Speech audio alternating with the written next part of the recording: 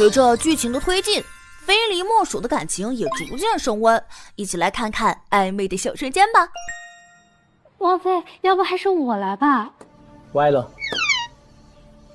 往左一点，再往右点，好像也不对，不对，好像还得往左一点。你耍我呢？下去拿东西，有点像要把你椅子抽走的样子。下来吧。哎呦，快松开，都看到了。一大早就找不到人，不怕我着急啊？我给你留了字条的。以后不许这样。不许这样。我觉得阿锦有时候真的很好笑。我早上无意当中发现你的妆台上有个木匣，超绝不经意询问。你动我木匣了？我的确很好奇，打开看了一眼。动人家的木匣还理直气壮呢，王爷。关键是他们俩都说实话。没事，我给你看。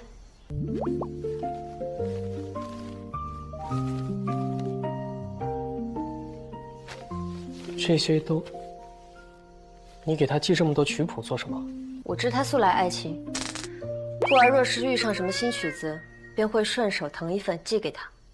你们两个人啊，很本人，可真是不浅啊。是啊，比你与那位苏娘子要好一些。我与他是定过亲，但那时候我们年纪都小，面都没见过2次。你算什么？我可没说，我肚子爆叫，你听到了吗？都是曲谱吗？这两封是什么？不单是曲谱，你不是说要给我看吗？不给你看。怎么说话不算话？我想给你看。动手！是我们这些戏就特别像本人。对。哇哦，两个人面对对方的前任都很警觉哦。你们觉得剧中谁能获得大粗王称号呢？莫修瑶吧，莫修瑶没他能克制，在这一方面。那苏穗蝶和莫景离两个前任，哪一个让现任更介意呢？我倒不是对莫景离，我是对其他人，汤执事啊，或者说一些好玩的那些。对，因为莫景离的话，莫修瑶是相对于去接受他这段过往的，然后他还帮着一起去探究，莫景离怎么了？莫景离这件事情是不是真的？莫景离现在什么身份？他不会去阻止他去探索，他会，甚至会一起去吧。他是接受这段现实的，也是一种信任吧。叶离对苏穗蝶更多的觉得他们肯定是有目的的。他怕他有什么身份什么的，包括后来也是叶离先意识到苏穗蝶有问题。我们能看出莫修瑶逐渐变成了情话大师，大家都直呼叶离与夫有道。能否跟大家分享一下如何攻略冷面王爷？总瞧着我做什么？瞧你好看，你在我的心里是这世上无人可及的女子。最好的技巧就是真心治愈。散发爱意。这次两位还参与了 OST 的演唱。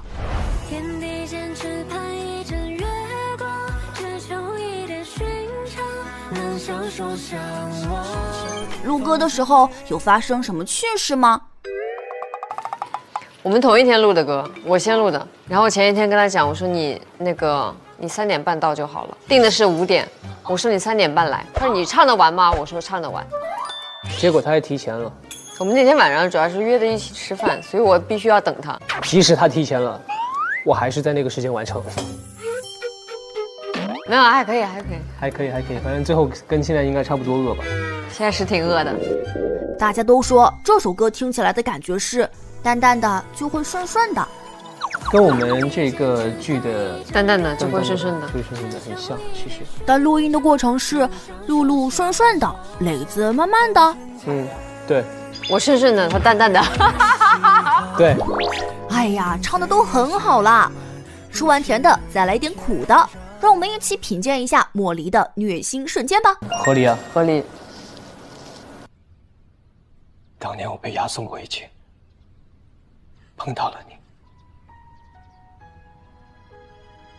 你给我扔了一包点心。如果不是这包点心，我可能早就饿死在雨中。夜里也不知道他把那包那个糖纸留到现在。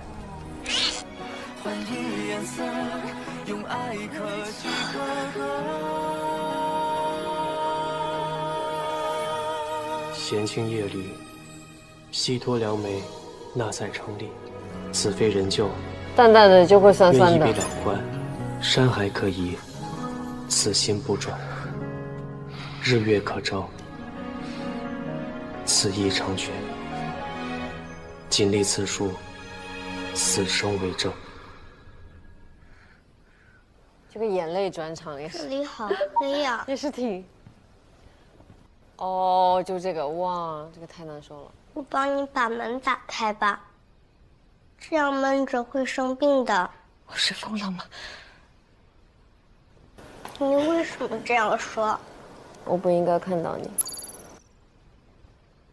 我不应该看到你。只有疯子才能看到他自己。只有疯子才能看到他自己。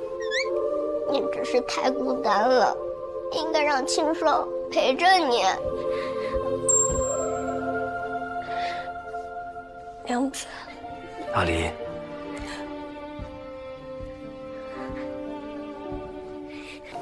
挺热闹啊。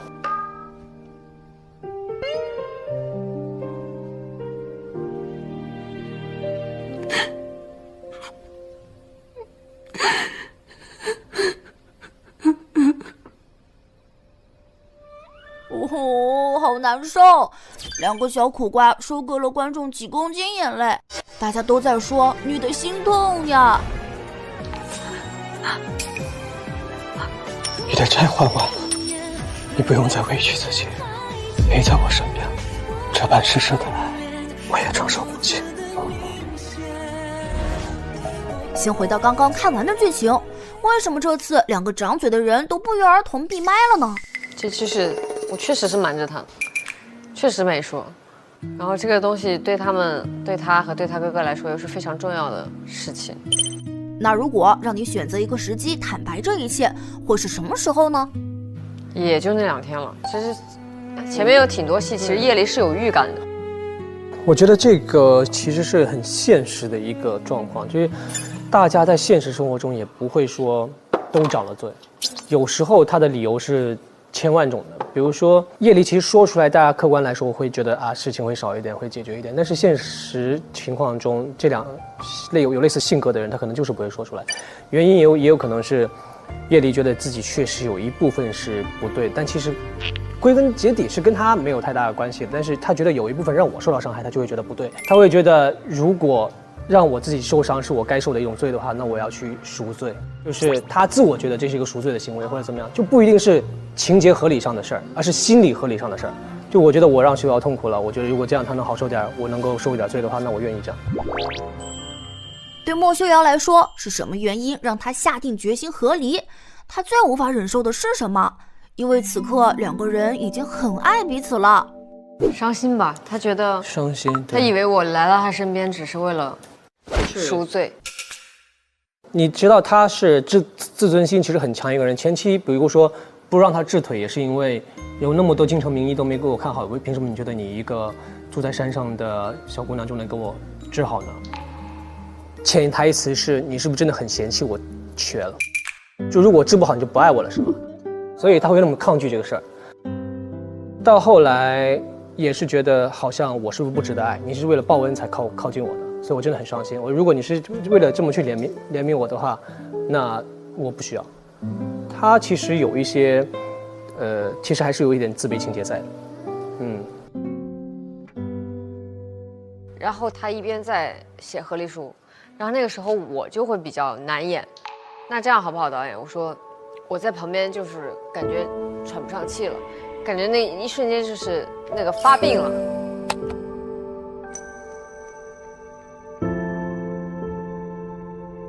在同一个空间下就剪他剪我就对剪，那样会可能会看起来顺一些吧，不然我就只能在旁边哭，然后就一直哭。因为那个后面接的一场就是我看到青霜，看到小时候的自己，看到朱夫子他们来接我回骊山。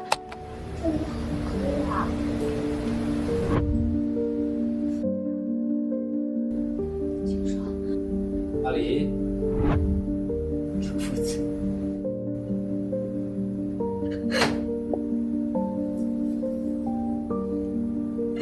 OK 啊，好，好，好。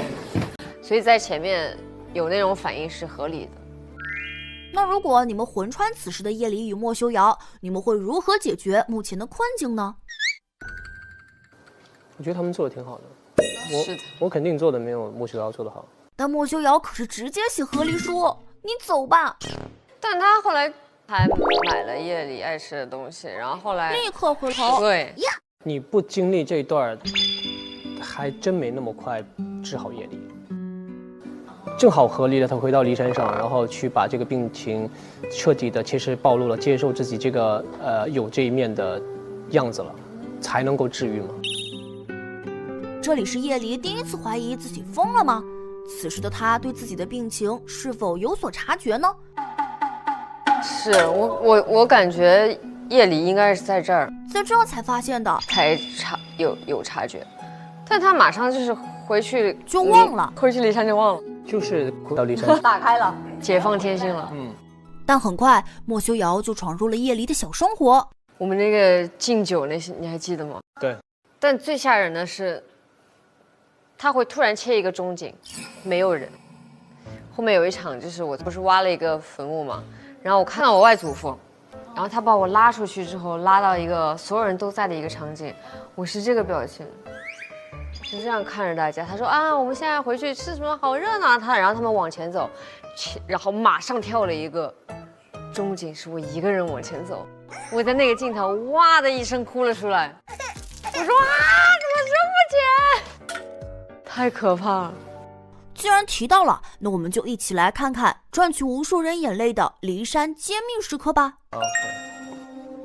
既然你知道禽兽，就该明白骊山上发生了什么。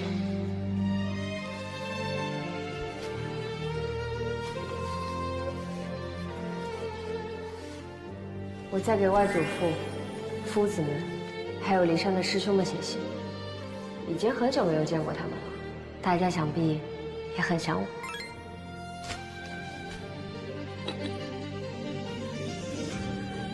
我喜欢吃糖，但上了骊山不久就没糖吃了。莫修瑶，莫修瑶，你将他赶回骊山，将他一个人孤零零地弃至荒山之上。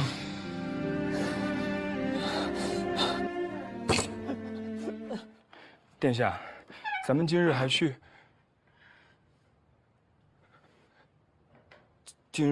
扶蜀吗？还是说我带您去告个假？这儿演的挺好。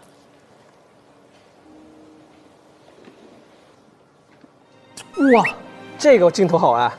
啊，不是说你这么惨这个镜头啊，是上一个。走进光里，然后发现白了头。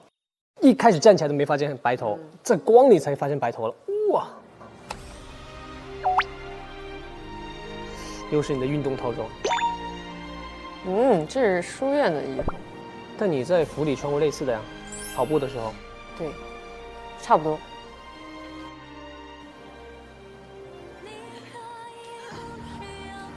我觉得超绝世界。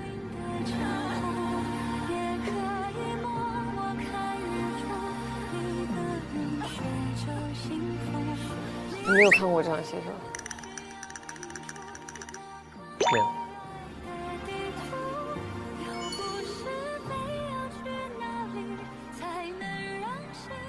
傻孩子，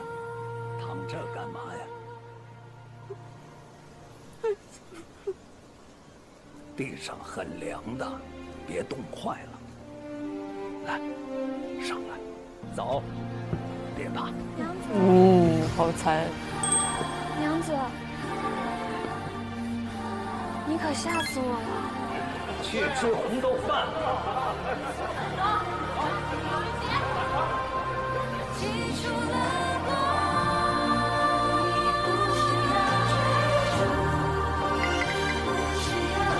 阿离，太阳出来了。真的太不容易了。两个人的哭戏都好有感染力哦。你们觉得拍摄中最走不出的哭戏是哪一场？那应该是刚刚那场，主要是跟我外祖父在唐宫演的是我师傅。哦，然后那个角色也是亲人的感觉。对。那磊子呢？他走之后吧，那种他是一种绵延的情绪，不是说当下的哪一场。当演的时候觉得王府很空，包括给他买烤鸭或者各种那一连串都感觉挺空的。那最虐的一场戏呢？吃早饭，吃早饭那一句。阿瑶，你头发怎么白了？你昨晚是什么时候到的？昨晚我睡着了之后吗？你不记得昨日的事了？那一天吃早饭，前一天我已经问过了，我说：“哎呀，你的头发怎么白了？”我第二天吃早饭又问了一遍，不记得昨天发生什么了，对吗？就是他那个时候应该已经意识到，就比那个失去之前的记忆更严重的是，连昨天的记忆你都不知道，就那是一种心疼。莫修瑶的一夜白发造型在路透曝光时就引发了大家的好奇心。两位看到这个造型的第一反应是什么？我觉得很写实。我那天看到的时候，我说哇，就真的是感觉一夜白头的那个感觉，而不是不是那种造型感的那种。对，就是很像筹出来的。故事接近尾声，让我们一起看看非离莫属、战斗力爆表瞬间吧。这世上再无一人一事能阻我，你也不行。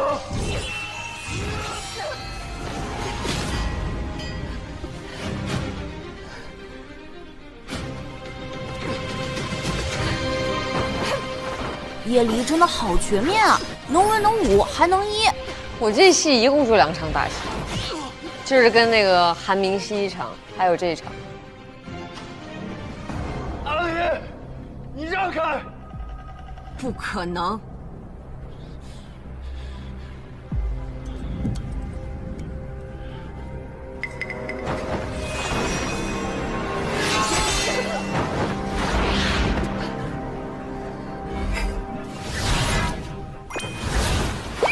你看我是不是说你出现的有点突然？主要是你带来人的时候，你带了一堆人来。对。但他来之前，他已经知道自己可能就是没有退路了。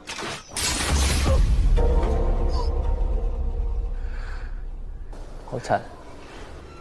万箭穿心，这个很难穿的。他要穿盔甲，然后那盔甲上面还要绑着那个木垫，要垫很多，然后还要插剑。叶离大战莫景离，不光战斗力爆表，台词也句句扎心。叶离对待他的感情态度经历了哪几个阶段呢？我觉得也没有什么阶段吧，就是有几场戏，他跟莫景离其实讲得很明白，就是那些人因你而死，他就是很直白的跟他说，我说我不会原谅你。他就是对莫景离应该更多的是失望，包括后来他觉得他是一个睚眦必报的人，然后包括到后来他谋反什么，我觉得在叶离眼里，莫景离是干得出这些事儿的人。从莫修瑶的角度看，你觉得莫景离从哪一步开始走错了呢？就是碎血关吧。更之前其实已经是他开始筹谋这些事儿的时候。碎血关是他第一次。但他自己也经历了一些伤痛，在他经历伤痛的那一刻，就已经是开始走这条路了。就是从知道他要谋反的那一天起，其实夜里已经知道他的结局了。他只能是这个结局，他不会成功的。莫离这部剧塑造出了很多令人印象深刻的角色，接下来要考验一下两位的默契程度了，一起进行一个谁是当事人的小挑战吧。规则很简单，一个人作为目击者，负责描述事件当事人的外貌特征，另一个人根据描述画出画像，并猜测出当事人是谁。你是美术生，我画的也很大，没关系，没关系，相信你们。行。露露看一下，我们要描述的当事人是 OK， 他是个人，说点有用的啊。他戴着个斗笠，戴着个斗笠，就那个斗笠是有纱的吗？没啥，没啥，没啥。 OK， 是个男人，胸前抱着把剑，穿着那种粗布麻衣。我已经猜到是谁了。对呀，很帅气。对。哇！画啥哇，还有啊？填字，哇！你走这个风格，那我一会儿压力很大。那我那我下画。可以了，可以了。这画的是个啥？情绪价值。我就说他对于自己热爱擅长的东西要求很高。磊子猜出这个人是谁了吗？韩明熙吗？回答正确。好，他已经答出来了，这幅画让他画到明天。就这样吧。可以了。他说可以了，可以了，马上好。可以了，可以了。可以了。是不是我这描述很好？描述得很好，他其实根本不是这张照片。那到我们露露来画啦。哼，他的发型是这样的。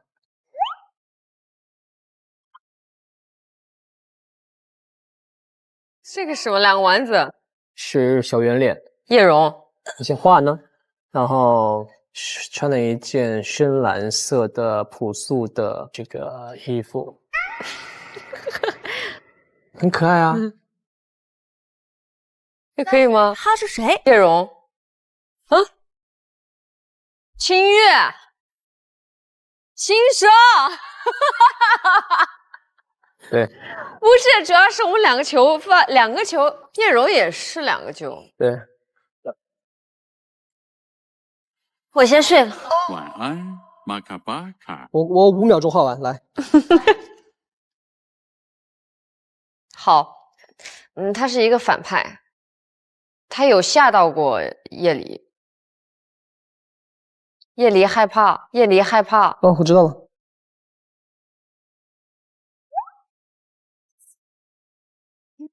这是猴子可爱版，两位都画得很好呢。最后让我们看看非你莫属的胜方 MVP 决算画面吧。说吧，怎么比？刀剑无眼，怕用力太大伤到你，不如就以之为鉴。谁的滑板先掉光，就算谁输。那你可小心了。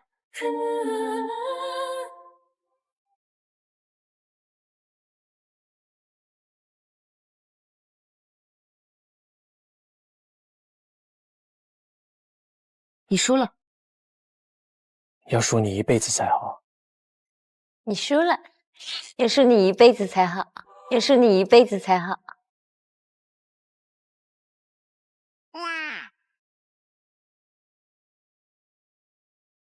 再说一次。你再说一次。你输了。你输了。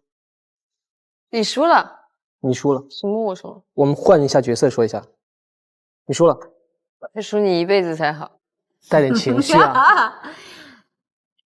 要输你一辈子才好，要输你一辈子才好。这也算撒娇。哦，我的任务是撒娇啊。你已经输了。我输了。那我就顺势公布一下吧，两位都完成了我们的隐藏任务。谁先完成的？磊子先说一下你的隐藏任务是什么吧。对我撒娇3次，然后我要镜头点赞。那露露来公布吧，你的隐藏任务是让你引导我向你撒娇3次。哇哦，局中局，可以可以。没想到吧？哇哦，磊子真的没有发现吗？额中间差点露馅儿。他没察觉，他一心在想沉浸在自己小胜的喜悦中。我都看到了，其实我眼睛长这儿了，我当然能看到。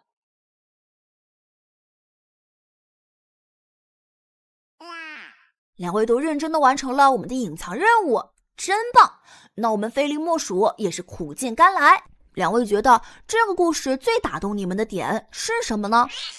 我觉得其实我在配音的时候有一场戏，我从太后的宫中出来，然后那段旁白也是在预告片里，就是那个生命像一盏盏摇曳的灯，明灭不定，但你的脚步要始终向前。就那一段 OS 大概有那么长，我配到就是那几句的时候，我说等我一会儿，我说有点想哭，不知道为什么。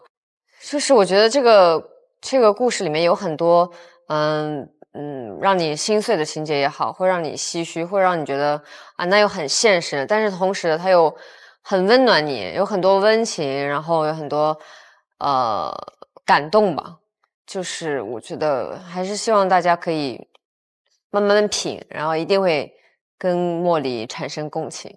我觉得故乡之旅的这个过程是很难得和很令人感动的，因为现在很需要这种不计回报的真心实意的希望另外一个人作为个体更完整的去成长的一种感情。那如果莫离的故事有番外篇的话，你们觉得非离莫属的故事应该怎么展开呢？平行世界。我倒觉得莫修瑶来到现在，他应该是在公司上班，有家族企业的。他也是有家族企业的，只不过他家族的纷争商战把他给排出去了。霸道女总裁夺回属于自己的一切，然后我利用我公司的一些资源和一些能力去帮他，2个人最后打造了一个商业帝国。对，而且在莫离里，就是他很喜欢做一些美妆，那我们到时候就是一个产业啊，什么都整点儿。露露觉得呢？认可这个番外吗？还想再加码吗？我觉得他们俩应该都是2个很有古味的人，然后平时可能会喜欢一些字画，然后就是练练毛笔字，画画那种国画之类的。刚才那个故事背景下也可以画画，也可以写字啊。你可以想想，这个只是结构上的刺激，但是呢，2个人的性格还是可以是那样的。行。感谢2位带着莫离做客沙发多换，我们下次见啦，拜拜，拜拜，希望大家多多支持莫离，谢谢。